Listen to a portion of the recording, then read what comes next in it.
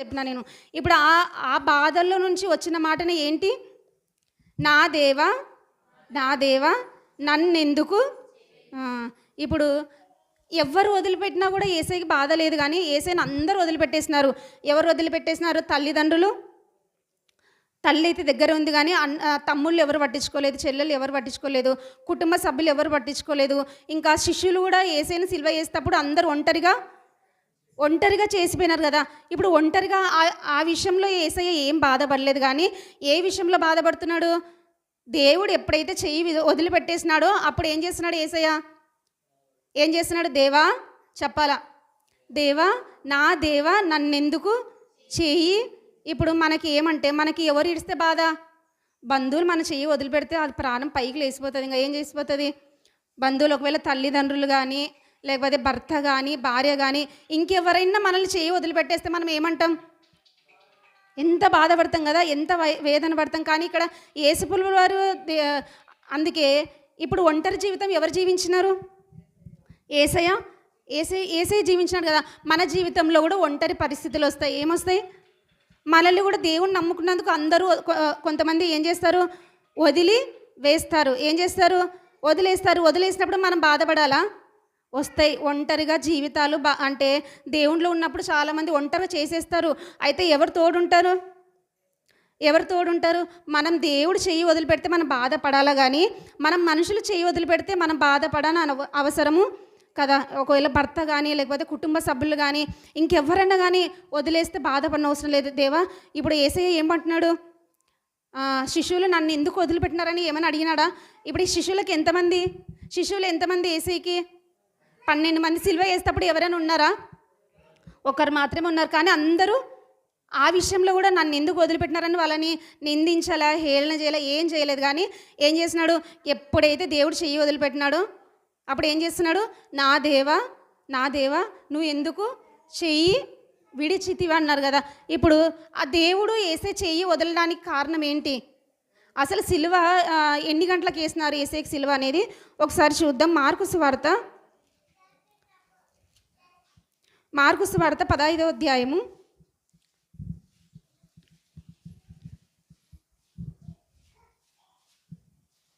25వ వచనం.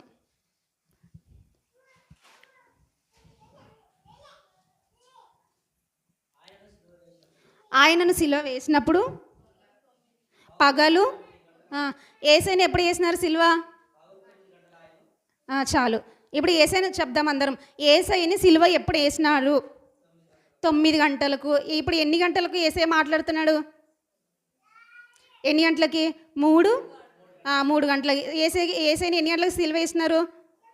9 గంటలకి. అంతకుముందు ఏం జరిగింది? యేసయ్యని చిత్రహింసలు కదా, అంతా అయిపోయింది. ఇప్పుడు 9 గంటల నుంచి 3 గంటలప్పుడు యేసయ్య ఏ మాట మాట్లాడుతున్నాడు?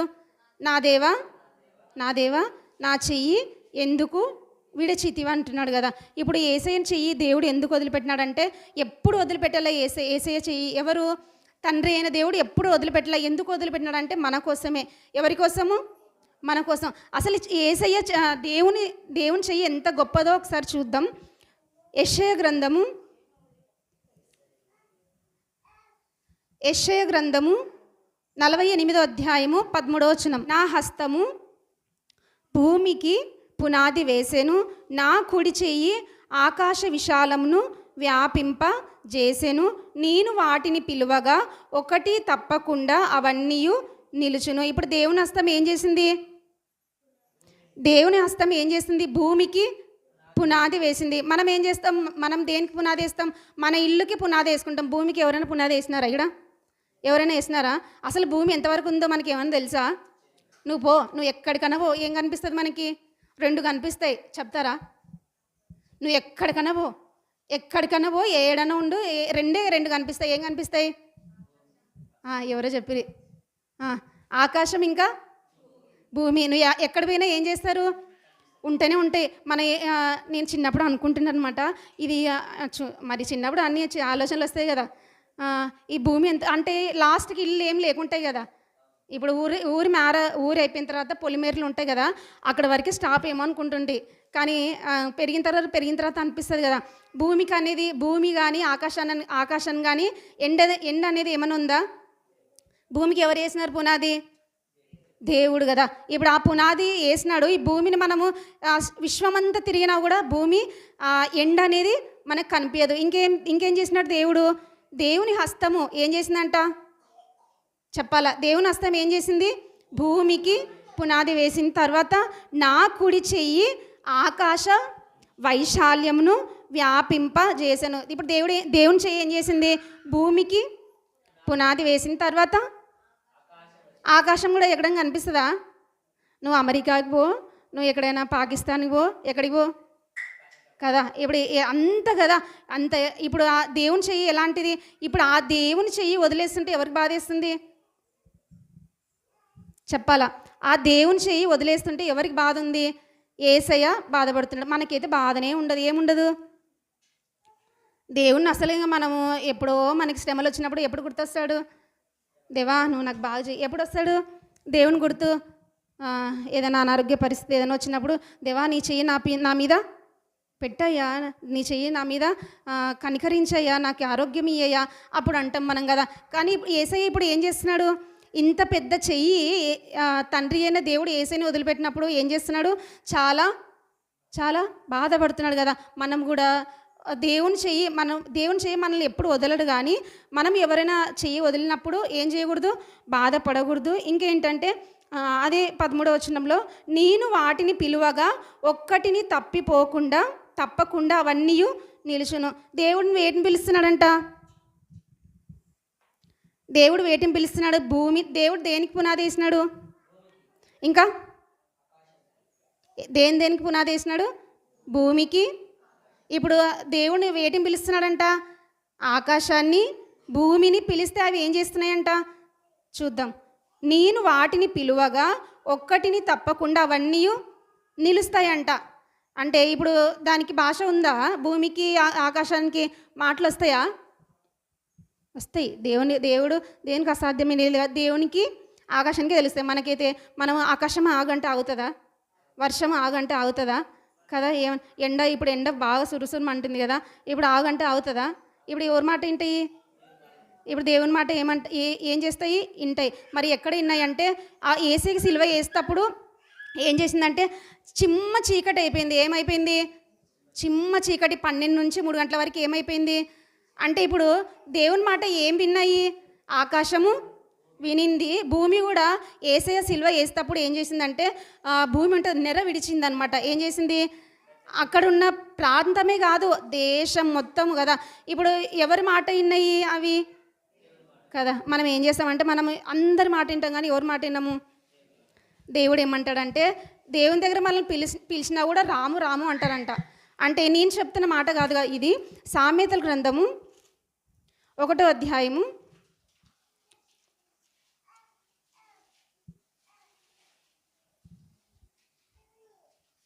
24వ వచనం.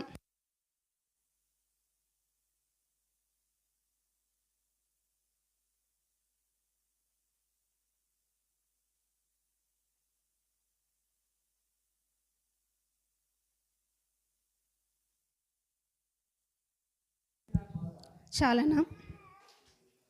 ఇప్పుడు ఏమైంది? ఎవరు పిలుస్తున్నారంట? నేను పిలువగా మీరు వినక పోతురు. మీరంటే ఎవరు? మనమే. ఇప్పుడు ఆకాశానికి భూమికి దేవుడు నిలుచు అంటే ఏమైపోయినాయి? ఎప్పుడు నిలిచిపోయినాయి? యేసే సిలువ వేసేటప్పుడు ఏమైంది? మధ్యాహ్నం పూట ఎప్పుడైనా చిమ్మ చీకటి వస్తుందా? ఎప్పుడు వస్తుంది? రాత్రిపూట కదా. రాత్రిపూట చంద్రుడు కానీ నక్షత్రాలు కానీ లేకపోతే ఏమొస్తుంది? అప్పుడు చిమ్మ చీకటి వస్తుంది. అవి ఏం చేసినాయంట? నిలిచిపోయినాయి.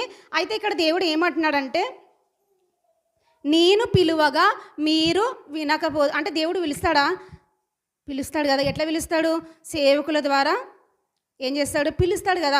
పిలిచేటప్పుడు ఏం చేస్తారంటే చాలామంది వినరు కదా. ఇప్పుడు ఏమనుకుంటారంటే చాలామంది దేవుడు పిలుస్తున్నాడని వాళ్ళకి అర్థం కాదు. ఎవరిని టార్గెట్ చేస్తారు? ఎవరిని? సేవకుల్ని. ఏమన్నా మందిరానికి రా అని చెప్పినా అనుకోండి, అది మంచి పనా చెడ్డ పనా చెప్పాలా?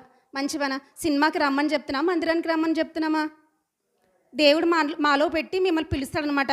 ఎందుకు మందిరానికి రాని దేవుడు పిలుస్తున్నాడంటే, వాక్యం ఎప్పుడైతే మందిరంలో మనం ఆత్మలో నింపుకుంటామో మనం ఎక్కడికి వెళ్తాం? పరలోకానికి వెళ్తాం. మనలో ఆత్మలో మనకు వాక్యం లేకపోతే మనకు పరలోకం ఇస్తాడా దేవుడు? ఇస్తాడా? ఇవ్వడు కదా. ఇప్పుడు సేవకుల ద్వారా దేవుడు మీకు ఏమైనా చెప్పినాడు అనుకోండి, ఏం చేస్తారు? చాలామంది వినరు, కానీ ఏం వింటున్నాయి? కాబట్టి నాకు అనిపిస్తుంది, చూడండి, ఎప్పుడైనా కానీ మందిరాన్ని కానీ వాక్యాన్ని కానీ సేవకులు కానీ వద్దన్నారంటే అది ఎవరిని వద్దన్నట్లు? మమ్మల్ని కాదు, మాకు ఏమీ బాధ లేదు కదా, మేము హాయిగా కూర్చుంటాం. ఎవరికి? దేవుడు ఒకప్పుడు లెక్క అన్నీ ఏం చేస్తాడు? అన్నీ అడుగుతాడు కదా. అడిగినప్పుడు ఎందుకు అట్లా అంటే మన దగ్గర జవాబు ఏమైనా ఉందా కదా. అందుకే ఎవరైనా నిన్ను ఆత్మీయంగా పిలిచినప్పుడు ఏం చేయాలా? వినాలి కదా. చదువుదాం ఇది ఒక్కసారి. నేను పిలువగా మీరు వినకపోతిరి, నా చేయి చాపగా ఎవ్వరును లక్ష్య పెట్టకపోయిరే. ఇప్పుడు దేవుడు పిలుస్తుంటే ఏం చేయట్లా? చాలామంది ఏం చేయట్లా? వినలేదు. చెయ్యి చాపుతున్నాడు అనమాట. దేవుడు, బిడ్డలారా నా దగ్గర రండి మీరు అని పిలుస్తున్నాడు. ఎవరైనా వస్తున్నారా? వద్దులేదేవా, ఇప్పుడు వద్దులేదేవా, కొన్ని రోజులు ఉంటాలేదేవా, ఇంకా లోకంలో ఉంటాలేదేవా, ఇంకా ఆ వాక్యం కానీ ఆ ప్రార్థన కానీ నేను ఉండలేను దేవా అని చాలామంది ఉండలేరు కదా. ఇప్పుడు చెడు వ్యసనాల దగ్గర ఉంటే బాధపడాలి, కానీ దేవుని సన్నిధిలో ఎప్పుడున్నా కూడా సంతోషపడాలా లేకపోతే బాధపడాలా? నీ సన్నిధానంలో సంపూర్ణ సంతోషం ఆరాధించుకొని నీ చప్పట్లు కొట్టండి.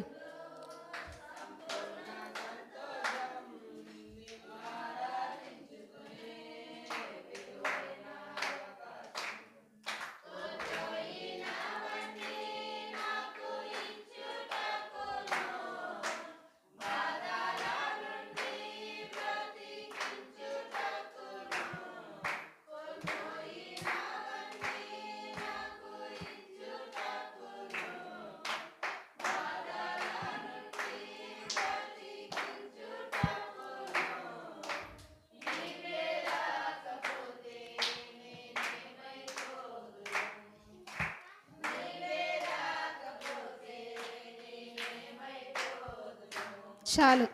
అందుకే దేవుడు సేవకుల మనసులో ఏదైనా పెట్టినప్పుడు, ఏదైనా చెప్పినప్పుడు ఏం చేయాలా? తృణీకరిస్తారు చాలామంది. తృణీకరించడం అంటే మీరు అనుకుంటున్నారేమో సేవకుల్ని తృణీకరిస్తున్నారు అనుకుంటారేమో. మా వెనకాల మేము ఎవరి పక్షాన సేవ చేస్తున్నాము కాబట్టి మీరు ఎవరిని తృణీకరించినట్లు? కాబట్టి అందుకే ఏదైనా చెప్పినప్పుడు ఏం చేయాలా? దేవుడు మాకు ఏదైనా సేవకులుగా ఉండి దేవుడు మాకు ఆలోచన ఇస్తాడు, ప్రేరేపణ ఇస్తాడు. ఇచ్చినప్పుడు ఏం చేయాలా? దానికి లోబడే విధేయత చూపించే లక్షణం ఉండాలి కదా. విధేయత చూపిస్తే మీ కుటుంబాలకే ఆశీర్వాదం కదా. మనం ధిక్కరించినామనుకోండి, ఎవరిని ధిక్కరించినట్లు? దేవుని ధిక్కరిస్తే మన జీవితాలు ఏమైనా బాగుంటాయా? ఏమైనా గద్దింపించినప్పుడు ఏం చేయాలా? గద్దింపించినప్పుడు ఇప్పుడు ఇంట్లో కుటుంబంలో కూడా చాలామంది పిల్లలు ఉంటారు, ఏమైనా తప్పు చేస్తే గద్దిస్తారా లేదా? ఇప్పుడు మనం అందరం కుటుంబం కదా, మీరందరం మా కుటుంబంలానే భావిస్తాం. మీకు ఏదైనా బాగాలేకపోతే మేమందరం ఏడుస్తాము, మీరు మంచిగా ఉండాలని కోరుకుంటాం. అది మీకు అర్థం కాదు అది. కానీ ఒకరోజు ఎవరు చూస్తారు? దేవుడు. అప్పుడు అన్నీ తెలుస్తాయి కదా దేవుడికి. మీకు ఏదైనా ఇబ్బంది ఉన్నా కూడా మాకు బాధేస్తుంది, మీరు కొంచెం అవిధేయత ఉన్నా కూడా బాధేస్తుంది, బాధపడతాం. ఎందుకు అట్లా ఉన్నారు, ఎందుకు అట్లా అని ఒకవేళ తెలియదేమోలే ప్రార్థన చేస్తాము. కాబట్టి నేను ఏం చెప్పాలనుకున్నానంటే, దేవుడు ఏదైనా సేవకుల నుంచి పెట్టినప్పుడు వాళ్ళకి విధేయత చూపించడము. నువ్వు భూమి మీద ఉన్న సేవకుడికి విధేయత చూపించలేకపోతే ఇంకా మన దేవునికి ఎట్లా విధేయత చూపిస్తామని బైబిల్లో ఉంది కదా. కాబట్టి కుటుంబంలో ఏదైనా తప్పు చేసినప్పుడు ఎవరైనా గద్దిస్తారా లేదా? మీ తల్లిదండ్రులు గద్దిస్తారా లేదా కదా. మీరు ఒక తండ్రిలాగా తల్లిలాగా కుటుంబంలాగా మీరు మమ్మల్ని భావిస్తే మీరు దాని విషయం ఏం బాధపడరు కదా. అవును, నా మంచి కోసమే అన్నారని మీరు ఏం చేస్తారు? స్వీకరిస్తారు. ఇంకా మేము వేరు మీరు వేరు అని ఆ ఉద్దేశంతో అంటే మీకు కోపాలు వేస్తే కానీ ఇంకేం రావు. అందుకే మన జీవితాలు అట్లా ఉండకూడదు కదా. మీకు మంచి కోరే చెప్తాం మేము, మీరు బాగుండాలని చెప్తాం, మీరు మంచిగా మనమందరం పరలోకానికి వెళ్ళాలని చెప్తాం. ఎందుకంటే చెడుకు దూరంగా ఉండి, పాపానికి దూరంగా ఉండి, లోకానికి దూరంగా ఉండి మిమ్మల్ని అందరినీ ఎక్కడికి దగ్గర చేయాలని ఇష్టము? దేవునికి దగ్గర చేయాలని ఇష్టం. కాబట్టి దేవుణ్ణి పిలిస్తే ఏం చేయాలా? ఫస్ట్ ఏం చేయాలా? వినాలి. తర్వాత ఏం చేయాలా? దేవుడు చేయి చాచినప్పుడు ఏం చేయాలా? ఏం చేయాలా? దేవుని దగ్గరికి రావాలి కదా. అట్లాంటి చెయ్యి ఎవరు చెయ్యి విడిచినాడు? తండ్రి అయిన దేవుడు ఎవరు చెయ్యి విడిచినాడు? యేసయ్యని. అందుకే బాధపడుతున్నారు కదా. మనం కూడా రొమ్ము ఎప్పుడు కొట్టుకోవాలంటే, మన గుండెలు ఎప్పుడు బాదుకోవాలంటే, యేసయ్య మన దగ్గర లేనప్పుడు మనం చాలా బాధపడాలా. అసలు యేసయ్య నా దగ్గర లేవు కదా, నా తోడు లేవు కదయ్యా, నా చెయ్యి పట్టుకోలేదు కదా అని మనకి అప్పుడు బాధ రావాలి కదా. అప్పుడు అలాంటి బాధ ఎప్పుడు వస్తుంది మనకి? మనం దేవుళ్ళు ఉన్నప్పుడు, మనం ఎప్పుడైతే యేసయ్య రక్తంలో మనం కడగబడతామో అప్పుడు ఏమొస్తుంది మనకి? దేవుళ్ళు అనేది ఒక రోషం వస్తుంది. ఎప్పుడు వస్తుంది? ఏమొస్తుంది? వాక్యం వింటూ ఉండడం వల్ల మండుతాం అనమాట. ఏం చేస్తాం? మాకు వాక్యం సమృద్ధిగా ఉంది, మీరందరూ బాగుండాలని ఇష్టం అనమాట. మీరు కొంచెం అవిధేయత చూపించినా, ఒకవేళ సనిగినా, ఏం చేసినా అన్నీ ఓపికతో ఎందుకు సహించుకుంటా అంటే, ఉండనిలేని. తెలిస్తే ఇట్లా చేయరు, తెలియకపోతేనే ఇట్లా చేస్తారనుకుంటాను నేనైతే. తెలుసుకుంటారు, వాక్యం వినడం వల్ల వాళ్ళు మారుతారనే ఉద్దేశం నాకు. దేవుడు కూడా ఎంత అవిధేయత చూపించినా కూడా సిలువలో ఎవరి కోసం? అవిధేయతల కోసమే చనిపోయినాడా? నీతిమంతుల కోసం చనిపోయినాడా? ఎవరి కోసము? అవిధేయత చూపించినా కూడా అందరినీ ప్రేమిస్తాడు దేవుడు. మాకు నేర్పించింది ఏంటంటే, దేవుడు సేవకులుగా మీరు అవిధేయంగా ఉన్నా కూడా మిమ్మల్ని ప్రేమిస్తాం, మీరు సనిగినా కూడా ప్రేమిస్తాం, కానీ మంచితో స్వీకరించండి, ఏదైనా ఉంటే చెప్పండి. ఏమో మరి ఈ మాటలు దేవుడే మాట్లాడినాడు. సరే, అయితే దేవుడు మరి యేసయ్య చేయిని విడిచిపెట్టిన మరి ఎవరు చేయి పట్టుకుంటాడంటే, ఒక 3 విషయాలు చూసి మనం వాక్య సందేశాన్ని ముగించుకుంటాం. ఇప్పుడు యేసయ్య చేయిని ఏం చేసినాడు దేవుడు? మరి ఎవరు చేయి పట్టుకుంటారు దేవుడు? ఎవరో ఒకరు ఉంటారు కదా. ఎవరిని పట్టుకుంటాడు దేవుడు అనేది చూద్దాం. ద్వితీయోపదేశకాండము 4వ అధ్యాయము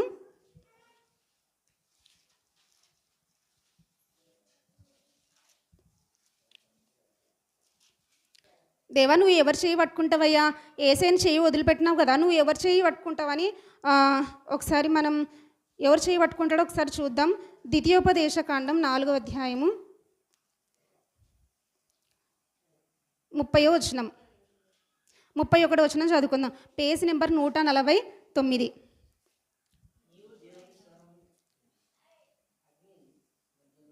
అన్న పేజ్ నెంబరు 149, 4వ అధ్యాయము 31వ వచనం. నీ దేవుడైన యెహోవా, 30 నుంచి చదువుకుందాంలేనా.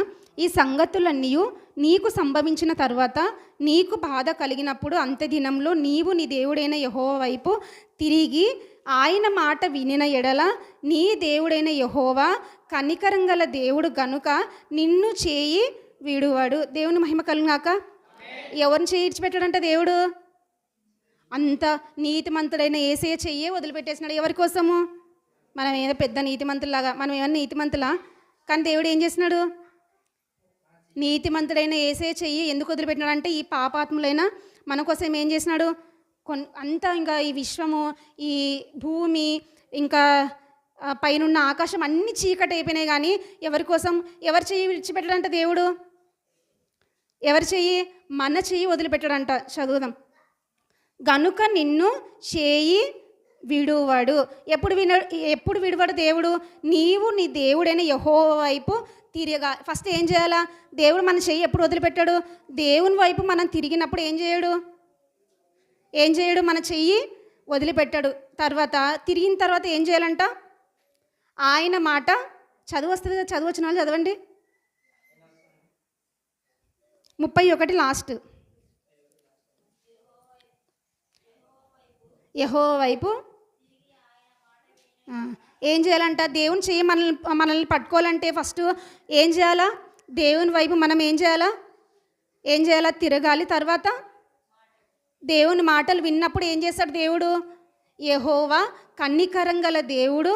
మన చెయ్యి ఎప్పుడు కూడా విడువాడు కదా. దేవుని చెయ్యి ఎంతమంది నన్ను విడవకూడదు అనుకుంటున్నారు కదా? దేవుని చెయ్యి మనల్ని వదిలిపెట్టకూడదు అంటే మనం ఏం చేయాలా? 2 విషయాలు. మీ ఆస్తి అమ్మ మాకు అన్నాడా దేవుడు? మీ బంగారాలు ఏమైనా ఉంటాయి కదా, ఏమైనా ఇయ్యని చెప్పినాడా? విలువ గల వస్తువులు ఏమైనా ఉంటాయి కదా, అవి ఏమన్నా ఇవ్వమని చెప్పినాడా? మీరు ఏం చేయొద్దని నాకు ఏం చేయండి? నా వైపు ఏం చేయాలా? దేవుని వైపు తిరగాల. ఇట్లా తిరుగు అంటే మనం ఏం చేస్తాము? బలవంతంగా తిప్పడానికి మేమేమో ట్రై చేస్తాం. మీరు తిరగండి అంటే ఏం చేస్తారు చాలామంది? కొంచెం ఇట్లా తిరుగుతారు, తర్వాత మళ్ళీ మామూలు అయిపోతారు కదా. కాదు, మన జీవితాంతం మరణం అంతం వరకు ఏం చేయాలా? దేవుని వైపు తిరుగుతూ యెహోవా మాట ఏం చేయాలి? మనము ఆలకించినప్పుడు దేవుడు ఏం చేస్తాడు? మనల్ని చెయ్యి వదిలిపెట్టాడు కదా. కొన్నిసార్లు మరి మేము బాగా దేవుని మాట వింటున్నామమ్మా, బాగా మేము పరిచర్య చేస్తున్నాం, దేవుని కానుక ఇస్తున్నాము. కొన్నిసార్లు దేవుడు మా చెయ్యి వదిలిపెట్టేసినట్టు లక్కగా అనిపిస్తుంది. మా జీవితంలో అనారోగ్య పరిస్థితులు ఉన్నాయి, మా కుటుంబం బాగాలేదు, మా ఆర్థిక పరిస్థితులు బాగాలేవు, ఎందుకు నాకు ఇట్లా ఉంటున్నాయని కొంతమంది బాధపడతారు కదా. కొంతమంది వాక్యం వింటున్నా కూడా, వాక్య ప్రకారం నడుచుకుంటున్నా కూడా కొంతమంది జీవితాల్లో ఏమొస్తాయి? శ్రమలు వస్తాయి. శ్రమలు వచ్చినప్పుడు ఏమనుకుంటాం? దేవుడు నా చెయ్యి వదిలిపెట్టేసినాడేమోగా, దేవుడు లేడు, ఏం లేదు అని అనుకుంటారు కదా. కాదు, దేవుడు కొన్నిసార్లు మనం ఎప్పుడు చెయ్యి వదిలిపెట్టాడు, కానీ అట్లా అనిపిస్తుంది కొన్ని శ్రమలు ఇబ్బందులు వచ్చినప్పుడు. కానీ ఆ శ్రమలు ఇబ్బందుల్లో కూడా దేవుడు ఏం చేస్తాడు? దేవుడు వేదన శ్రమలు ఉన్నప్పుడెల్లా, వేదన శ్రమలు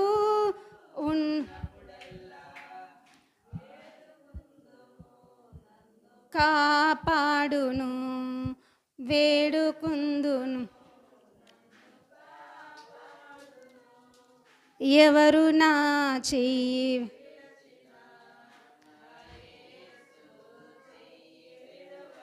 ఏం చేయాలి వేదన శ్రమలు వచ్చినప్పుడు? దేవుడు వద్దు, ఏమొద్దు, అసలుకి నేను దేవుని వాక్యం చదువుకున్నా, నా బ్రతికేమి బాగా అవట్లేని, దేవుని కానుక ఇస్తున్నా కూడా ఏం బాగా అవట్లే ఎప్పుడు అనుకోకూడదు కదా. ఎప్పుడు మన శ్రమల్లో కూడా ఏం చేయాలా? మోకరించి మనం ఏం చేయాలా? ప్రార్థన చేసినప్పుడు దేవుడు ఏం చేస్తాడు? కాపాడతాడు కదా. ఇప్పుడు ఎవరు చెయ్యి విడిచిపెట్టాడు దేవుడు? ఎవరిని? దేవుని చెయ్యి వదిలిపెట్టేసినాడా? మన చెయ్యి పట్టుకున్నాడా? ఎవరు చెయ్యి వదిలిపెట్టేసినాడు కదా, ఎవరు చెయ్యి పట్టుకున్నాడు?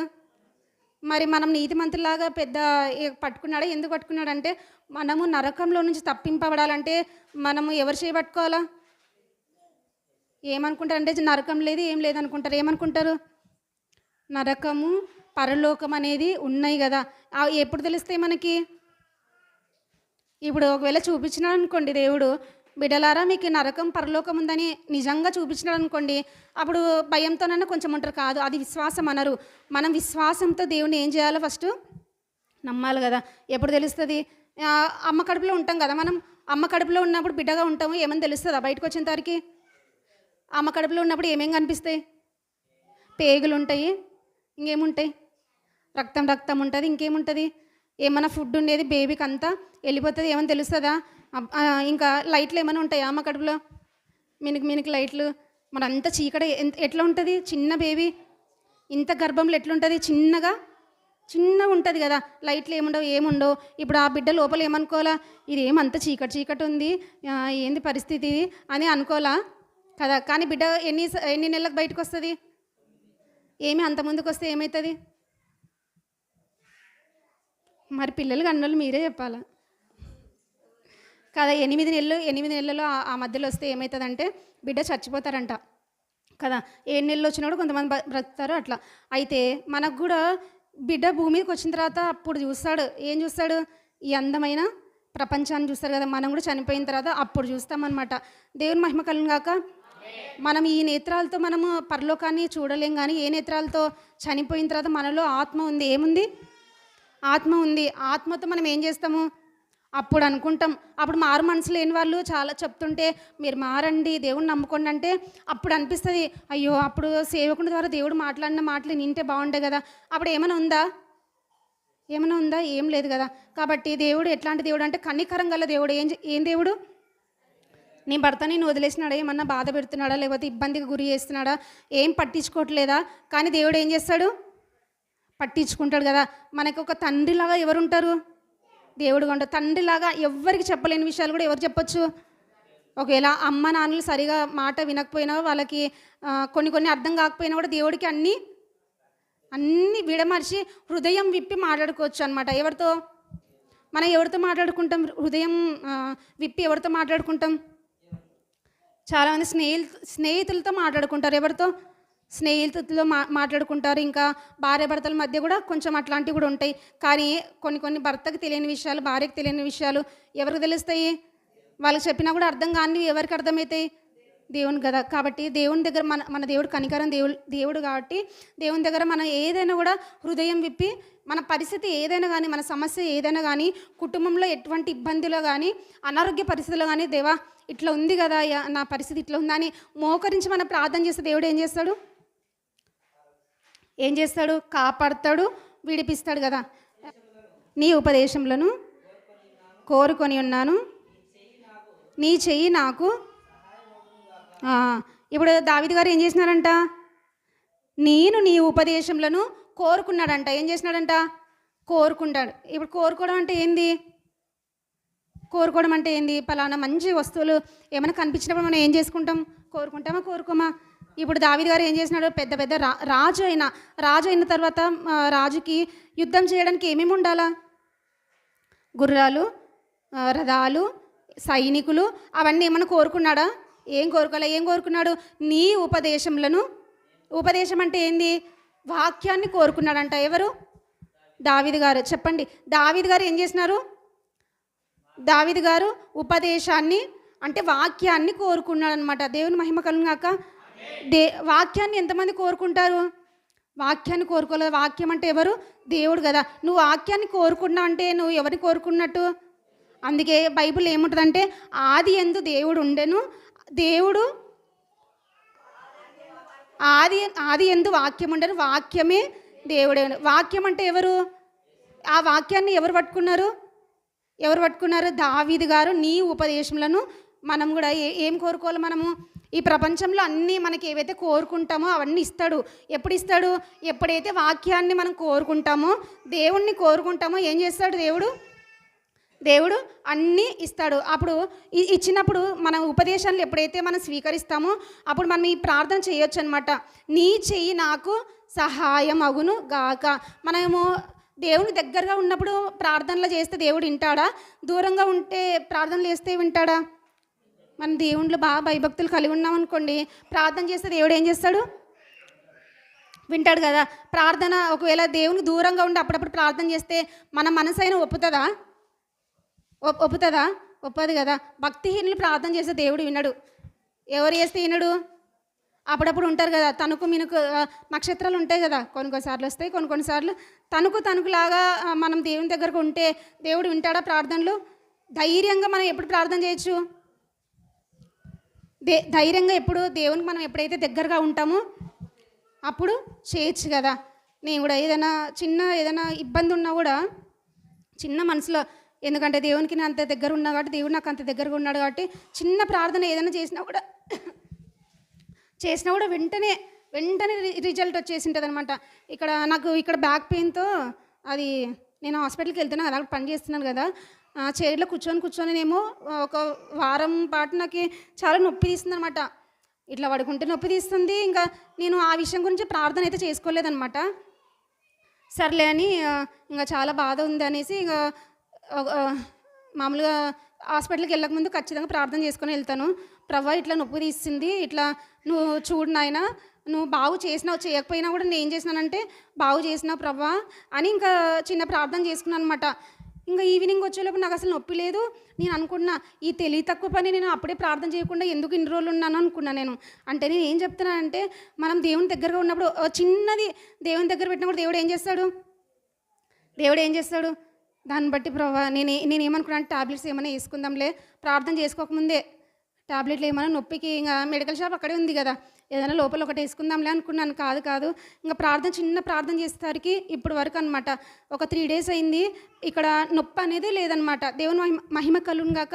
అందుకే మనం ఎప్పుడైతే దేవుని దగ్గరగా ఉంటే ధైర్యంగా నా దేవుడు నా ప్రార్థన వింటాడు, అంగీకరిస్తాడు, నాకు ఏం కావాలంటే అది ఇస్తాడని ధైర్యం భరోసా ఎప్పుడు వస్తుంది?